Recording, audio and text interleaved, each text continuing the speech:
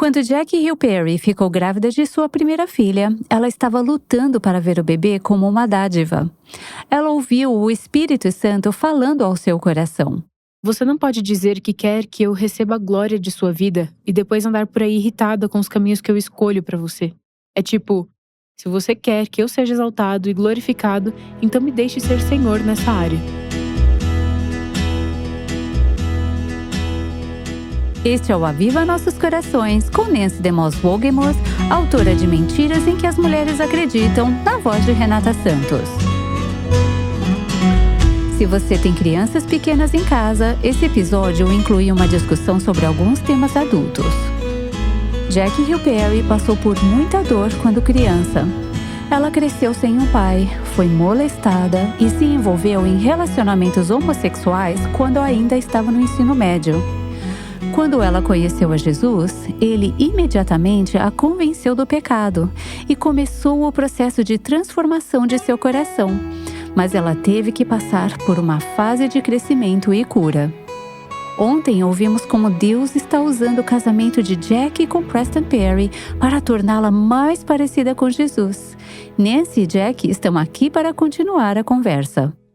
Então, Jackie, o Senhor está lidando com você sobre respeitar e honrar seu marido. Sim. E Deus está lidando com ele. E vocês dois estão mudando, estão se tornando mais e mais como Jesus. Mas ainda deve haver ocasiões em que, eu não quero criticar o Preston, porque poderia ser o contrário. Sim. Quando ele é cabeça dura ou faz algo que não é digno de respeito, ao lembrar de uma situação ou algo que poderia acontecer, porque toda mulher enfrenta isso.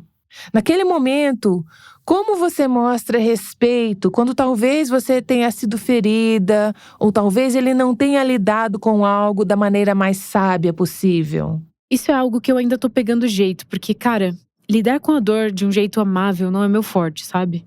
A minha reação natural é meio ruim. Eu normalmente me fecho ao invés de falar sobre o que tá rolando. E às vezes o Preston acaba me machucando sem querer. Tipo, ele nem sabia que eu tava fazendo besteira. Ele raramente age de propósito.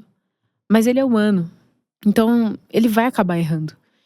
Então, geralmente o que eu faço é me fechar e orar. Mas eu me conheço e oro pra que Deus me ajude a responder de boa, sabendo que o Preston é só um ser humano. Ele não é perfeito como Jesus, mas ele tem o Espírito de Deus nele. Então Deus vai ajudar ele a se arrepender quando for preciso. Quando ele me magoa, eu fico calada ou eu converso com ele. Tipo, eu digo, quando você fez aquilo, foi assim que eu me senti. E pareceu que você estava me transmitindo isso. Ou pensando assim sobre mim. Ou algo assim. 10 vezes em 10, ele vai se tocar e pedir desculpas. Uau! Eu nem consigo lembrar de uma vez em que ele não tenha pedido perdão. Mesmo que ele não tenha feito de propósito, ou não tenha visto assim, ele se humilha naturalmente e diz: sinto muito se você sentiu assim, ou que minha resposta fez isso com você. A resposta dele sempre foi tão graciosa. Preston é o primeiro a se arrepender em nosso relacionamento. Eu não sou a primeira a me humilhar. Eu não sou a primeira, mas a liderança dele, nesse sentido, me deu mais tendência a fazer isso. É difícil pensar em como Jesus me trata e depois ficar presa a atitudes mesquinhas ou pequenas. Cara, eu não consigo superar o fato de que Deus me perdoou por todos os meus pecados. Eu não consigo só esquecer ou deletar. Não há como eu olhar para o que Preston fez comigo, se ele pecar contra mim, e então dizer que eu estou certa em ser vingativa. Não há como você olhar para o Evangelho e dizer isso. Eu sou sempre convencida pela parábola do servo incompassivo. É tipo, cara, se você foi perdoado tanto assim, você tem que perdoar, entendeu? Então, geralmente é o que eu faço, porque ele vai me machucar e eu vou machucá-lo. E a gente faz isso o tempo todo. Não com tanta frequência como antes, mas o Evangelho extermina a forma como respondemos. E se você não responder da maneira do Evangelho? O que geralmente acontece. Se você apenas se calar, se fechar, como isso muda o passo do que acontece? Em nosso relacionamento? Sim. Pra mim é prejudicial. Eu fico perdida nos meus pensamentos, eu sou egoísta. Eu fico pensando nas piores coisas. Ele fez isso por causa de... Ou provavelmente eu não estou orando porque se eu orar, então Deus vai Jackie, pare com isso. Normalmente o que ele vai fazer é vir até mim e me perguntar por que eu estou fechada. O que é de errado? Fale comigo. Normalmente eu sou muito orgulhosa, então eu não quero falar com ele. Não é bom, eu sei que não é o certo e não é uma coisa boa. Mas ele tem um jeito especial de me ajudar a sair do buraco. Preston faz uma piada ou faz algo bobo que me faz rir. Ele me irrita, mas ameniza o clima. Aí ele fala, me perdoe. Ele geralmente faz isso. Então, Jack, parece que não passou muito tempo depois de vocês se casarem que você entrou em contato comigo e me disse que estava esperando um bebê. Você estava esperando ficar grávida tão cedo em seu casamento? Estava. Não é raro, eu já passei por muitos momentos em minha vida em que algum tipo de transição está prestes a acontecer e sinto que o Senhor está me preparando para alguma coisa. Quando eu me mudei para Los Angeles, eu senti isso. Quando eu me mudei para Chicago, eu senti isso. Com o bebê, o casamento estava marcado para o dia 1º de março e no dia 14 de fevereiro, no Dia dos Namorados, nos Estados Unidos, eu sentei com o Preston e disse: tenho orado e sinto que Deus está direcionando a gente para ter um bebê. Sinto que isso vai ser um motivo de luta, mas Deus vai dizer, não, eu quero que esse bebê esteja aqui quando eu quiser. Mas isso não significa que meu coração esteja pronto. Queríamos esperar 1 ano, mas isso não aconteceu. Eu engravidei provavelmente no 4º ou 5º dia da minha lua de mel. E não foi recebido com alegria, mesmo que eu já estivesse sendo preparada. Foi recebido com medo, irritação e tudo isso eu senti que tinha muita coisa acontecendo. Eu estava fazendo poesia. Cara, eu tinha um álbum prestes a ser lançado. Eu estava viajando muito e eu queria passar um tempo com meu marido e que fosse livre de um filho. Eu tive que reestruturar o meu pensamento para ver esse bebê como uma dádiva e não como uma maldição. Porque eu acho que a cultura e o mundo tinham moldado meu pensamento em relação a crianças como inconveniência. Era tipo se eu sentisse que Deus estava dizendo: você não pode dizer que quer que eu receba a glória da sua vida e depois andar por aí irritada com os caminhos que eu escolho para você. É tipo, se você quer que eu seja exaltado e glorificado, então me deixe ser Senhor nessa área. Então Deus estava me dando um presente. Uma outra pessoa para espelhar a sua imagem e pela sua graça exaltar o seu nome e seu evangelho. E porque eu deveria ter vergonha disso? Jack, vejo isso em você repetidamente. Eu amo como quando você enfrenta uma circunstância difícil e suas emoções estão gritando uma coisa e você as leva de volta aos caminhos de Deus. Você aconselha o seu coração de acordo com a verdade e deixa que isso mude o que você pensa e então suas emoções seguem. Sim. Eu acho que você é um grande exemplo disso. Esta é uma área que é super difícil para mulheres, se não estiver de acordo com seus planos, seu tempo ou sua agenda. Então o Senhor começou a lhe dar uma nova perspectiva. Eu te vi passar por isso. Foi difícil, eu ouvi muito Aviva Nossos Corações, muito Vod Bauschan. Essa é a área que falam sobre crianças e depois chegou a um ponto que eu disse, está bem, Deus. Acho que eu tive outro desafio quando eu descobri que seria uma menina. Conte-nos sobre aquele dia. Senti que seria uma menina e queria um menino. Por que você queria um menino? Eu pensei que seria mais fácil. Eu sabia que uma menina provavelmente seria um ajuste a mais, porque eu sempre me senti naturalmente mais confortável perto de meninos do que de meninas, de certa forma. Então eu naturalmente não queria criar uma menina. Quando a gente foi ao médico, ele me mostrou um pequeno ultrassom e foi tipo, cara, é uma menina. Voltei pra casa naquela noite e chorei. Chorei porque eu estava com medo. Eu disse, Deus, eu nem sei como ser uma mulher. Estou aprendendo a ser uma mulher e agora o Senhor está me dando uma mulher para criar. Eu estava aterrorizada com a ideia de que ela se tornasse tudo o que eu sou, o bom e o ruim. Parecia uma pressão e um peso muito grande, mas fui super encorajada pelo Senhor e tive uma certeza de que Ele iria me ajudar com isso também. Então agora eu sinto que é uma honra. Estou feliz por poder criar uma mulher nessa cultura que conhecerá a verdade. Estou com medo porque a trajetória para onde estamos indo é insana para mim.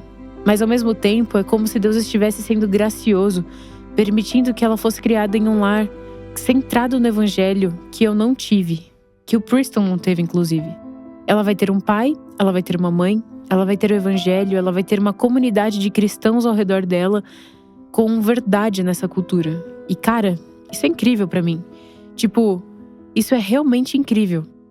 Desde já eu vejo traços de liderança nela. Ela é um bebê, mas é tão assertiva e teimosa. Eu sei que são características de bebê, mas sinto realmente que ela é filha do Preston e minha. Eu vou ter que refinar isso, mas é tipo, Deus, se me presenteaste com essa menina, com liderança e intensidade para o teu evangelho, então eu quero administrar isso o máximo que eu puder para fazê-la. Eu postei isso no Instagram uma vez. Quero que ela seja uma mulher com uma espada na boca. Eu só quero que ela seja assim. Se eu conheço você e Preston um pouco e conhecendo a Deus, acho que isso vai acontecer. Eu também acho. Como a maternidade mudou você? Me amoleceu muito, me tornou mais delicada, gentil. Eu não me considero uma pessoa gentil, mas acho que eu sou uma pessoa muito mais gentil do que era. Me tornou sensível às necessidades das pessoas, e eu sinto que servir a ela e a Preston, matar as minhas próprias liberdades, me fez mais atenta ao que as pessoas precisam. Não sei se isso faz sentido, é como, você precisa de água? Eu não sou uma dessas pessoas. A hospitalidade não é o meu dom. Mas acho que, servindo eles, estou ciente das outras pessoas de maneiras que não estava antes. Me tornou mais necessitada de Deus, porque eu sinto que tenho menos tempo para estar com Ele, tanto quanto gostaria ou tinha antes. Estar com ela e Preston e ter uma agenda tão ocupada é como se constantemente eu tivesse que me ajustar para servi-los. Preciso de Deus não apenas para manter o meu coração onde quero estar com a minha família e eles serem a minha prioridade acima de qualquer outro compromisso. Se eles não me conhecerem em minha casa, se não me virem como mãe e esposa, tudo mais não importa. Então preciso de Deus até para manter essa estabilidade à medida que mais portas e mais oportunidades se abrem para mim. Então isso tudo me mudou muito. Eu não sou mais a mesma pessoa. Deus a deu a você para ajudá-la a se tornar uma mulher verdadeira, certo? Sim, cara, é estranho ver especialmente amigos meus. Eles sempre dizem que quando me veem como mãe é tipo, Jack, você é tipo uma mãezona. Isso é tão contrário ao que eu era 10 anos, tão contrário. Então, ela é apenas uma graça pra mim, uma graça pra Preston.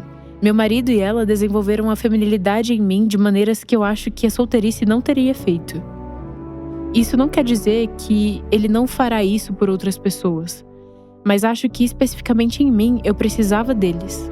Ouvi você falar em uma conferência há pouco tempo e você fala sobre a sua visão e desejo para Éden. Sim. Você pode expressar isso? Eu só quero que ela seja uma mulher piedosa no sentido de que, se ela for chamada ao celibato, eu quero que ela esteja determinada a servir a Deus ao máximo. Quero que ela sirva mulheres em sua igreja, sirva mulheres em seu local de trabalho, as capacite a amar Jesus, amar seus maridos, respeitar a autoridade, a submeter-se aos seus maridos, à polícia. Quero que ela viva seu celibato para a glória de Deus, se esgotando em alegria. Se isso significa ser missionária, que seja. Se isso significa ser professora, que seja. Se isso significa ser política, que seja para a glória de Deus. Se ela for esposa, quero que ela ame e honre o marido dela e espero que eu possa ser um exemplo para ela nessa área. Eu quero que ela não veja os seus filhos como uma inconveniência. Não sei como o mundo vai estar lá na frente, mas quero que ela seja contrária à cultura. Imagino que daqui a 20 anos ou 25, toda essa ideia vai ser ainda mais contracultural. Adoraria ver ela se posicionando contra a cultura da época. Quero que ela seja uma contradição para que as pessoas vejam o evangelho. E cara, o evangelho é loucura para aqueles que estão perecendo. Quero que ela viva de tal maneira que as pessoas digam: por que você vive assim? Tipo, qual é a esperança em você? Jesus. Não quero que seja apenas, minha mãe me ensinou isso. Não, eu quero que ela diga: as escrituras ensinaram minha mãe isso. E as escrituras são a voz, a palavra de Deus. E eu quero que ela seja esse tipo de mulher. Falando sobre criar uma filha ou filhos nessa cultura, você mencionou que cresceu exposta a muitas coisas que provavelmente não gostaria de ter sido. Experimentando do fruto da árvore, do conhecimento do bem e do mal logo cedo. Sim. Como você, como mãe, processa isso agora, pensando em seus filhos crescendo? quanto protegê-los das coisas do mundo para preservá-los e ainda assim saber que eles vão ser expostos às coisas. Como você está pensando sobre isso? Sei que seus filhos, sua filha, ainda é pequena e não chegou nessa fase ainda. Mas como vocês estão se preparando? Sim. Mas se você estivesse conversando com pais e seus adolescentes estão sendo expostos a muitas coisas de que estiveram em seu passado, pais cristãos, eles deveriam dizer, não veja isso. Mas se eles veem, como lidar com isso? Fale com alguns pais que estão lutando com essas questões.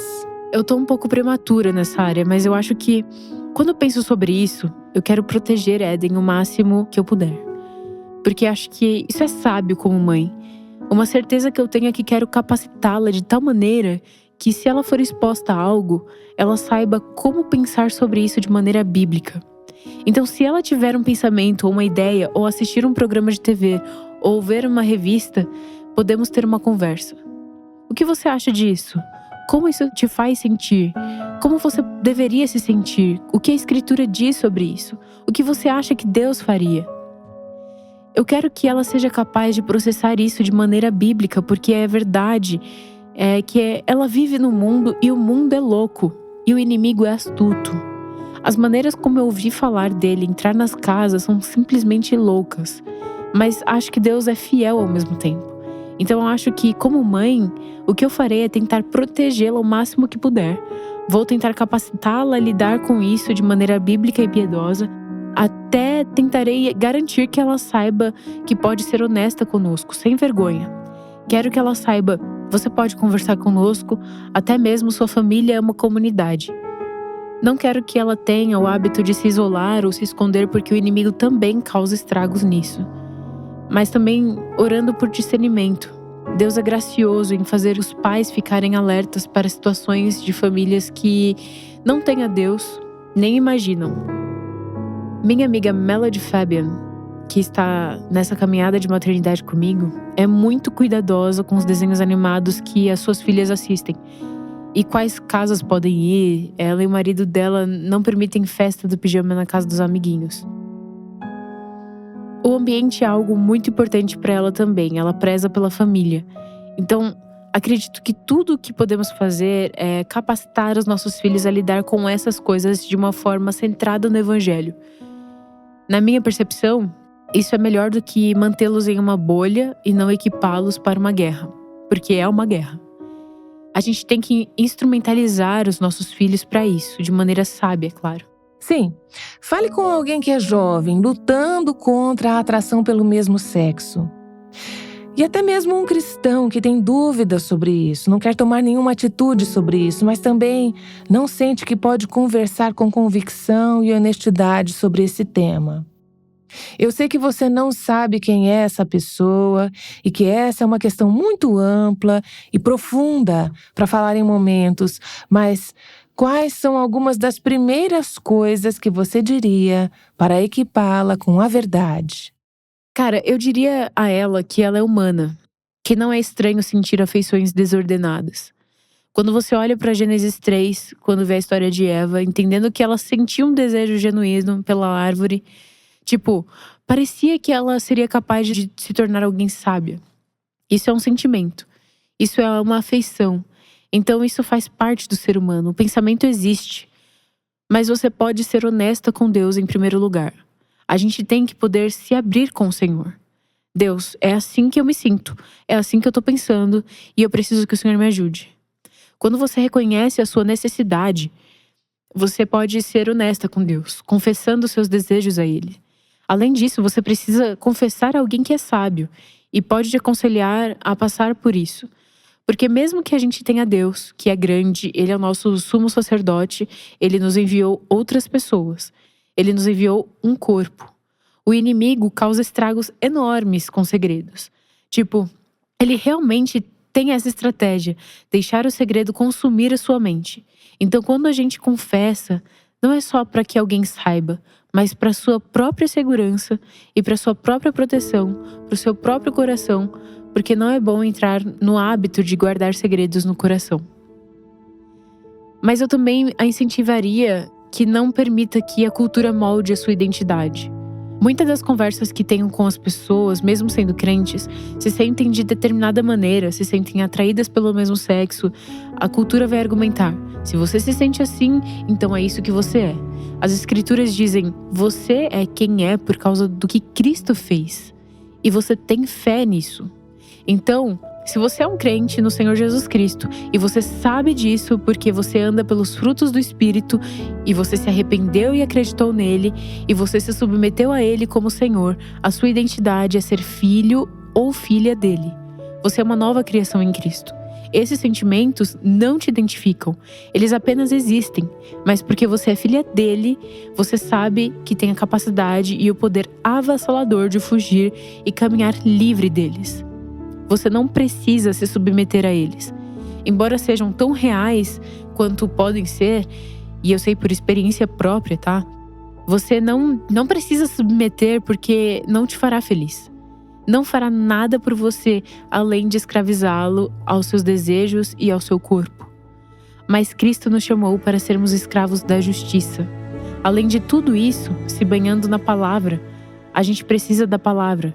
E cara, a gente precisa da palavra para as nossas mentes. A gente precisa de adoração, de oração e de tudo que nos ajuda a nos desvincular de mentiras. Eu literalmente diria tudo isso. Então, se você é essa pessoa na igreja e uma jovem está vindo até você e diz: preciso andar na luz, preciso ser honesta sobre essa luta com alguém, e te dizem que estão lutando contra a atração pelo mesmo sexo, como você começa essa conversa?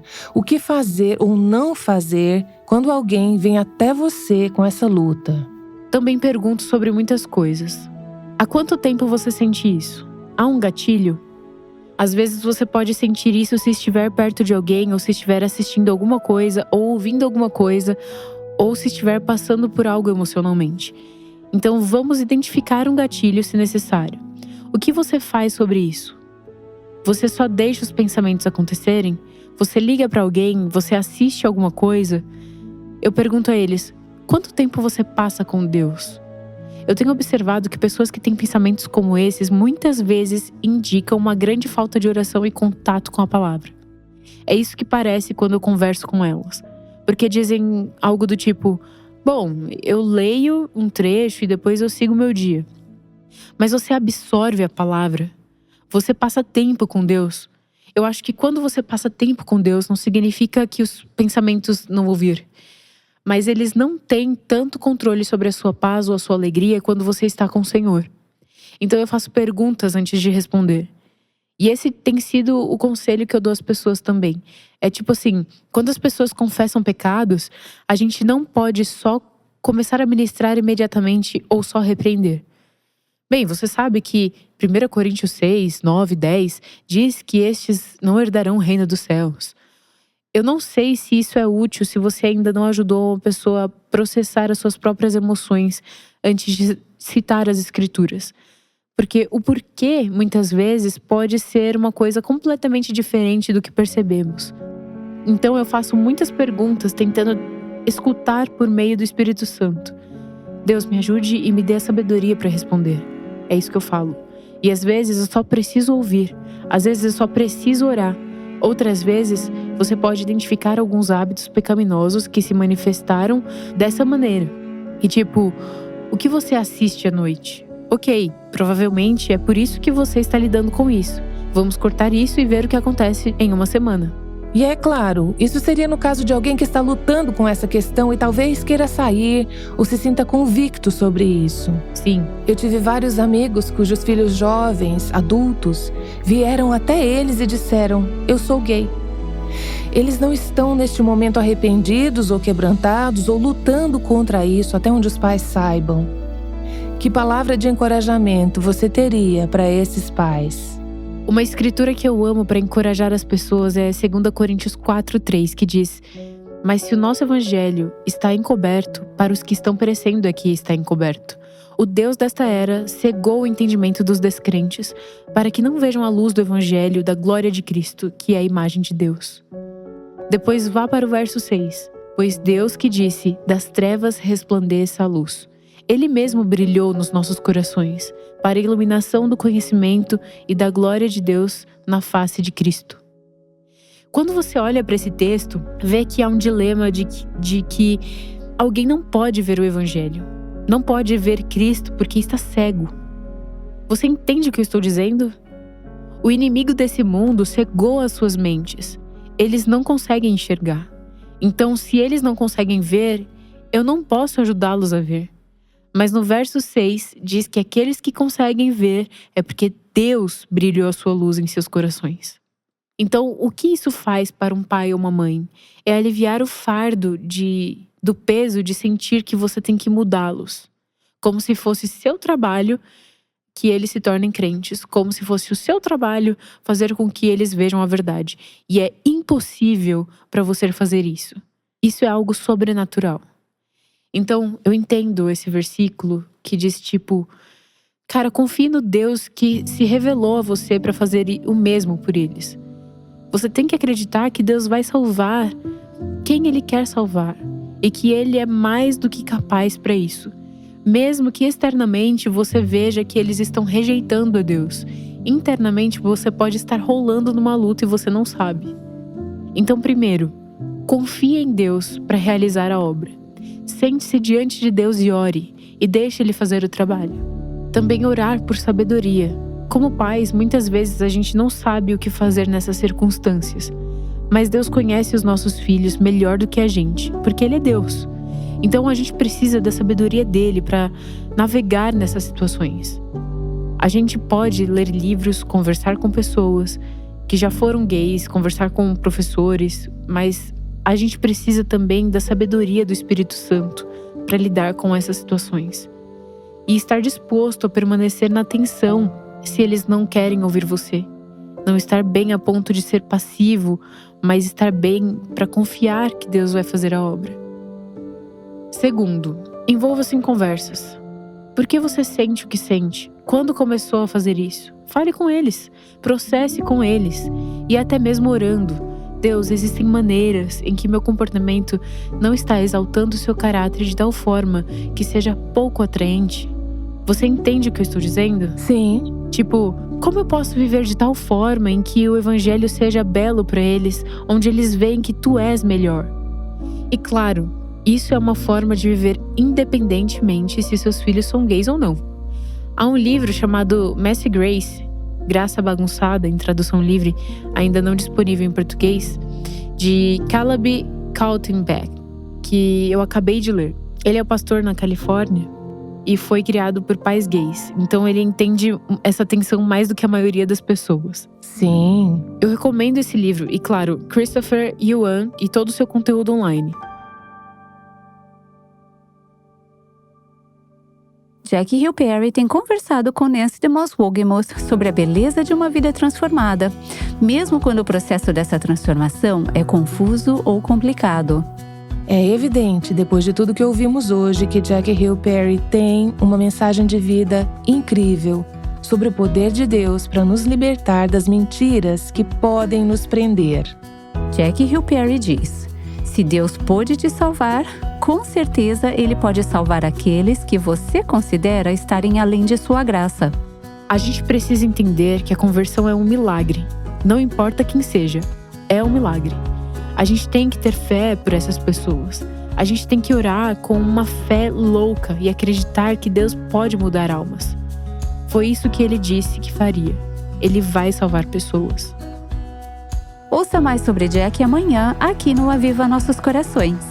Jackie também escreveu um livro compartilhando um pouco mais sobre sua história. O livro chama-se Garota Gay Bom Deus, a história de quem eu era e de quem ele sempre foi, disponível no nosso site. Para receber esses podcasts diariamente no seu WhatsApp, clique no link aqui na transcrição ou na aba WhatsApp no nosso site. O Aviva Nossos Corações é o ministério em língua portuguesa do Revive Our Hearts, com Nancy DeMoss Wolgemuth, chamando as mulheres à liberdade, à plenitude e à abundância em Cristo.